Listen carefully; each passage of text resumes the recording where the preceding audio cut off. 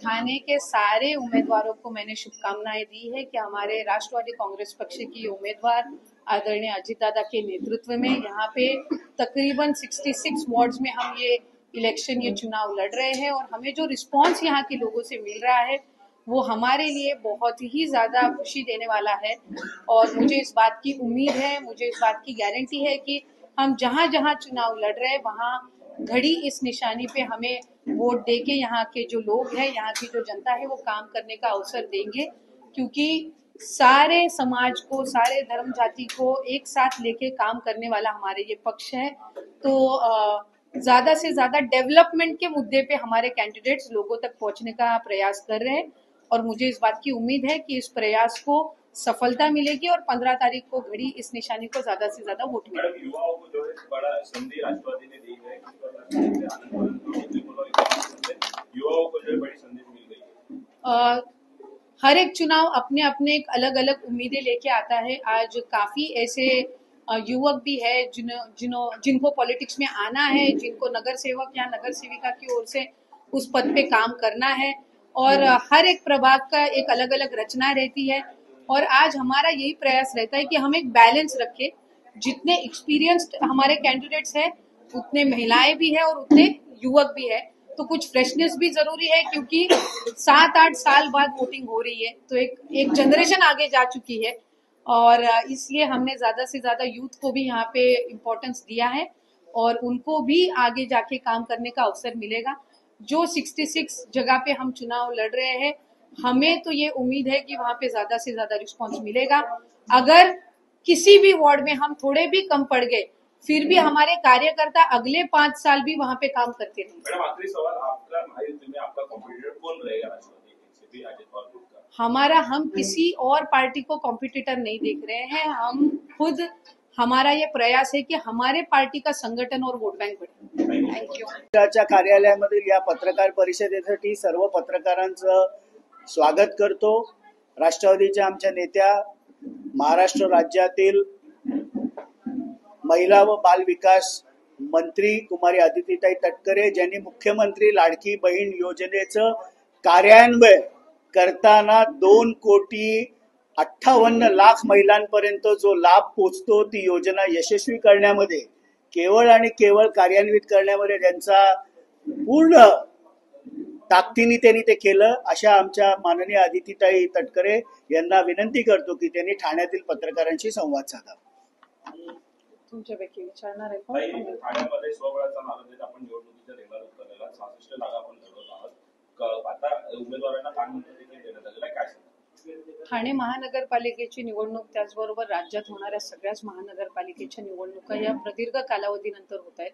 मधल्या कालावधीमध्ये कोविड असेल, त्याच्यानंतर आरक्षणाच्या संदर्भातले वेगवेगळे मुद्दे असतील, याच्यातून या सर्व स्थानिक स्वराज्य संस्थेच्या निवडणुका या प्रलंबित झाल्या आणि त्याच्यातून बऱ्याच जवळपास 7-8 वर्षाच्या कालावधीनंतर आज महानगरपालिकेच्या निवडणुकीचं मतदान हे होणार आहे आणि या सगळ्या परिस्थितीमध्ये महायुतीच्या माध्यमातून या निवडणुका व्हाव्यात असा राष्ट्रवादी काँग्रेस पक्षाचा सुद्धा प्रयत्न होता, इतर आमच्या दोन्ही मित्र पक्षांचा सुद्धा त्या निमित्ताने प्रयत्न होता।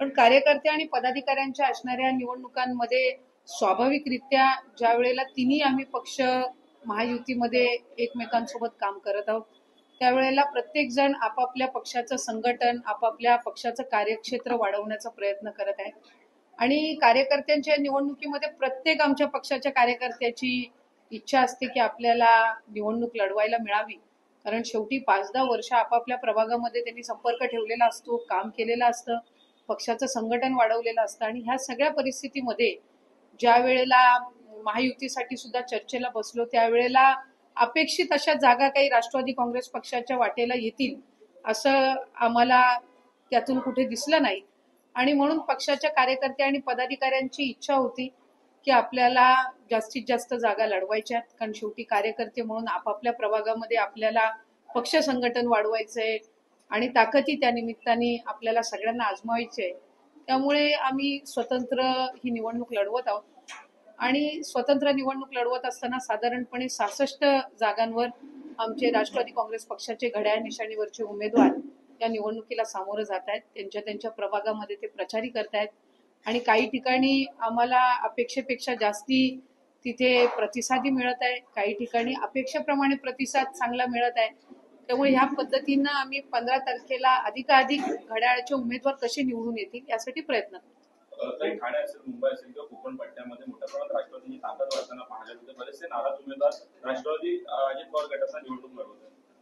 शेवटी प्रत्येक पक्षातले जे कार्यकर्ते पदाधिकारी असतात ते कुठे ना कुठेतरी लोकसभा विधानसभेची निवडणूक झाल्यानंतर आपली म्हणजे स्थानिक स्वराज्य संस्थेची म्हणजे कार्यकर्त्यांची निवडणूक अशा पद्धतीने या निवडणुकीकडे ते पाहत असतात. आणि ही एक वस्तुस्थिती खरी आहे की विधानसभा आणि लोकसभेच्या निवडणुकीच्या तुलनेमध्ये महानगरपालिका किंवा नगर परिषद, जिल्हा परिषद याच्यामध्ये होणारं मतदान सुद्धा टक्के जर आपण बघितलं, मतदानाचा आकडा जर आपण बघितला तर तो जास्ती असतो. त्याचं कारण असं की प्रत्येक तिथल्या मतदार बंधू भगिनींना नगरसेवक किंवा नगरसेविका ही अधिक जवळची वाटत असते आणि म्हणून या निवडणुकीला तुलनेत जास्ती प्रतिसाद मिळतो. राष्ट्रवादी काँग्रेस पक्षाची ताकद ही कोकणामध्ये, मुंबई आणि ठाणेमध्ये ही नक्कीच आम्हाला अधिकची पाहायला मिळते आणि याचं श्रेय आमच्या सर्वधर्म समभावची जी विचारधारा आहे, त्याचबरोबर दादांचं नेतृत्व आहे, विकासात्मक नेतृत्व आहे आणि त्या दोन बाबींवर या सगळ्या गोष्टींचं श्रेय जातं. मी मुंबईला सुद्धा 2 दिवस प्रचाराला होती, तिथे सुद्धा जवळपास 94 पेक्षा जास्ती जागा आम्ही लढवतोय आणि अनेक जागांवर असं आहे की आम्हाला खूप चांगला प्रतिसाद तिथे मिळतोय.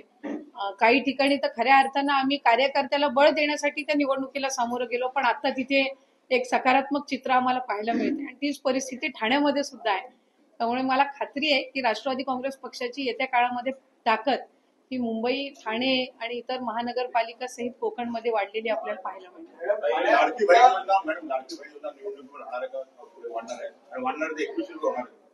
लाडकी बहीण योजना ही जी महायुतीच्या सरकारकडून राबवली जाते ही कायमस्वरूपी राबवण्याच्या दृष्टिकोनातूनच आहे.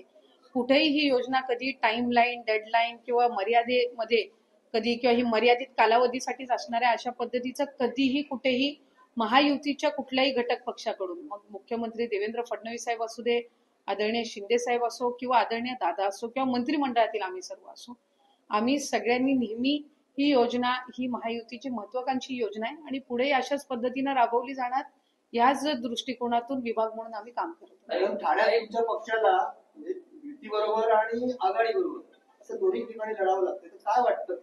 जसं की बाबा पुण्यात तुम्ही वेगळं चित्र निर्माण केलं तसं इथे का नाही होऊ शकतं? नाही, की प्रत्येक शहर असतं, प्रत्येक महानगरपालिका असते, प्रत्येक कार्यक्षेत्र असतं, इथले समीकरण वेगवेगळे असतात.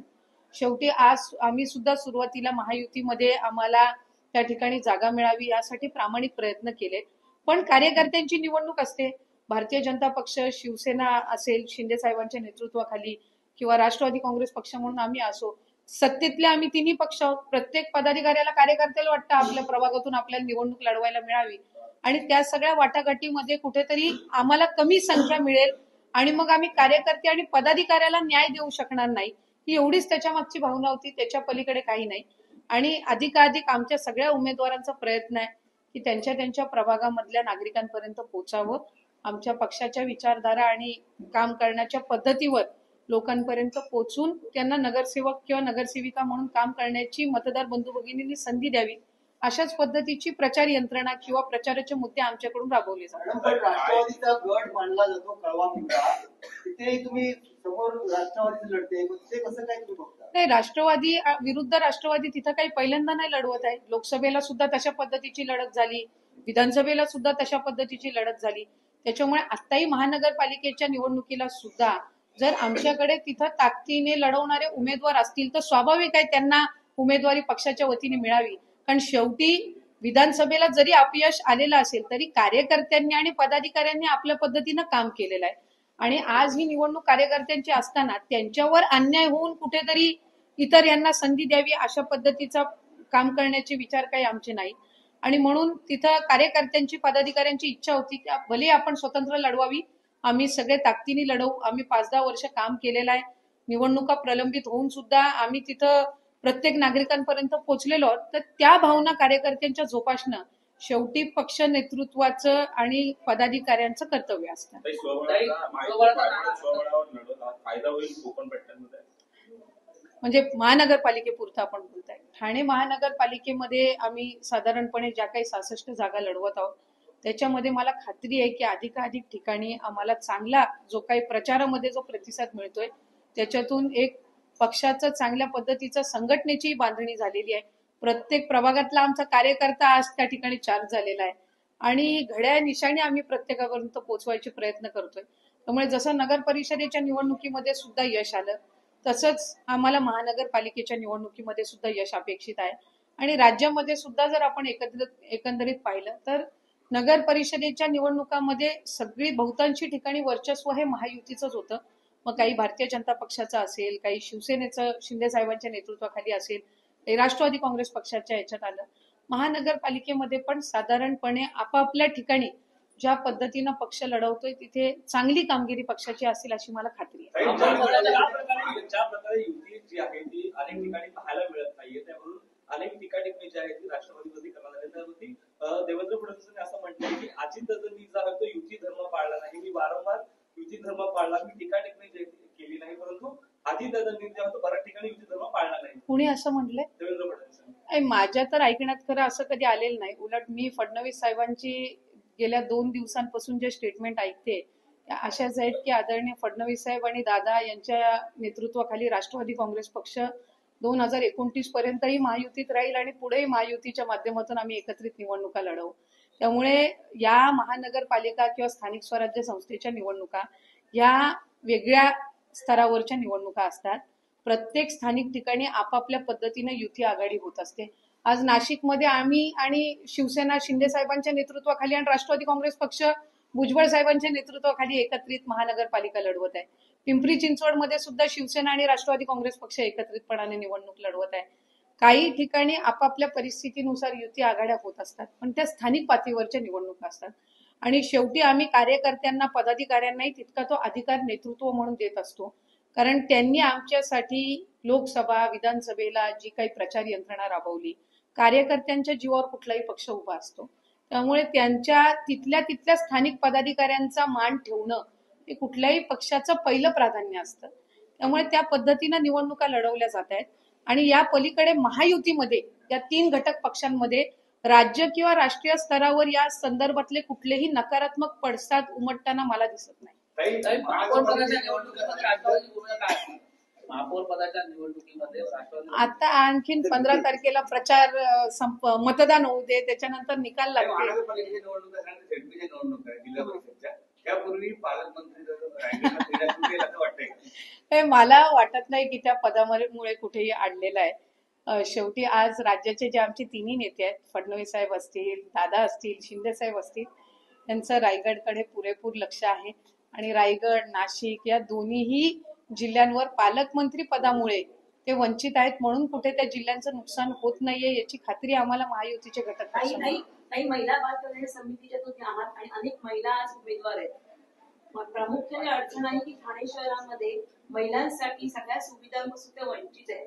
तर त्यासाठी तुम्ही आता तुमच्या महिलांना काही मानमंत्र देणार का?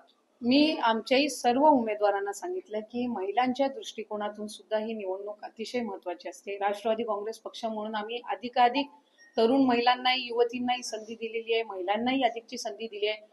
शहरातले महिलांचे सार्वजनिक शौचालयाचे विषय असतील, बचत गटांना अधिकाधिक बळकटी देण्याच्या दृष्टिकोनातून त्यांना रोजगार उपलब्ध करून देणं असेल, विक्री केंद्र उपलब्ध करून देणं असेल. आज तुम्ही बघताय की ठाणे महानगरपालिका किंवा ठाणे शहर हे गेल्या 10-15 वर्षामध्ये इतकं बदललेलं आहे. 10 वर्षापूर्वीचं ठाणे शहर, 5 वर्षापूर्वीचं ठाणे शहर आणि आत्ताचं ठाणे शहरामध्ये हा खूप फरक आहे. आणि आता याच्यामध्ये माता भगिनींचा सुद्धा, महिलांचा सुद्धा एक शहर पुढे नेण्याच्या दृष्टिकोनातून एक मोठा सहभाग असतो. आणि म्हणून महिला वर्ग हा कुठल्याही फक्त राजकीय दृष्टिकोनातून नाही तर सार्वजनिक आणि सामाजिक दृष्टिकोनातून सुद्धा महिला वर्ग हा अतिशय महत्वपूर्ण आहे. त्यामुळे आमच्या तर सगळ्या उमेदवारांना आम्ही सांगितलेलं आहे की अगदी जसं तुम्ही घरातल्या जो पुरुष मतदार असेल त्याच्यापर्यंत जसं पोहोचता तसं त्या घरातल्या महिला मतदारांपर्यंत सुद्धा पोहोचा. कारण या गेल्या काही वर्षांमध्ये जर आपण बघितलं तर प्रत्येक मतदारांचे विचार हे स्वतंत्र असतात. कुठेही ते कुठल्याही आपल्या घरातल्या एका कर्त्या पुरुषाच्या मतांवर ते अवलंबून दिसत नाहीत. घरात 3-4 पिढ्या वास्तव्य करतात. मुलांची मतं वेगळी, महिलांची मतं वेगळी आणि पुरुष जे असतात त्यांचे विचार वेगळे. त्यामुळे प्रत्येकाच्या राजकारणाकडे आणि नगरसेवक लोकसेवकाकडनं असणाऱ्या अपेक्षा वेगवेगळ्या असतात. त्यामुळे प्रत्येक मतदारापर्यंत पोहोचणं आणि त्यांना त्या त्या प्रभागातले जे विषय आहेत ते त्यांच्यासमोर मांडणं, ते कसे सोडवणार हे मुद्दे मांडणं, यावर आम्ही लक्ष देत आहोत.